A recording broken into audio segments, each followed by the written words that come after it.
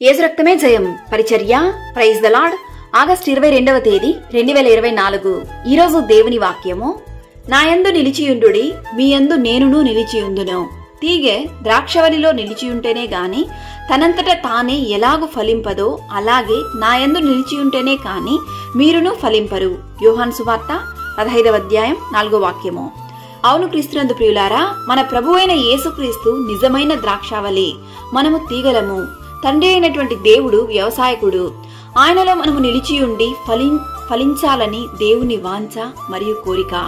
నాలో ఫలింపని ప్రతి తీగను తీసి పారవేయను, ఫలించు ప్రతి తీగ మరీ ఎక్కువగా ఫలింపవలెనని కోరుచున్నాను. క్రీస్తునందు ప్రియులారా, నా యందు నిలిచియుండుట అని క్రీస్తు చెప్పుటలో 3 విషయాలు దాగి ఉన్నాయి. మొదటిది, మనము క్రీస్తు శరీరమందు నిలిచి ఉండాలి. యేసుక్రీస్తు వాక్యం ద్వారా సెలవిస్తున్నాడు, నా శరీరము తిని నా రక్తము త్రాగువాడే నాయందును నేను వానియందును నిలిచియుందును అని. రెండవదిగా, ప్రభువు ఇలాగు పలికెను, మీరు నా వాక్యమందు నిలిచియున్న వారైతే నిజముగా నాకు శిష్యులయుండి సత్యమును గ్రహించెదరు అని. అప్పుడు సత్యము మిమ్మును స్వతంత్రులుగా చేయును. ఆయన వాక్యము ఎవడు గైకొనునో వానిలో దేవుని ప్రేమ నిజముగా పరిపూర్ణమాయను. ఆయన యందు నిలిచియున్న వారును ఆయన ఎలాగు నడుచుకొనెనో అలాగే వారును నడుచుకున్న బద్దులై ఉన్నారు. మూడవదిగా, దేవుని యందు విశ్వాసంలో నిలిచి ఉండాలి.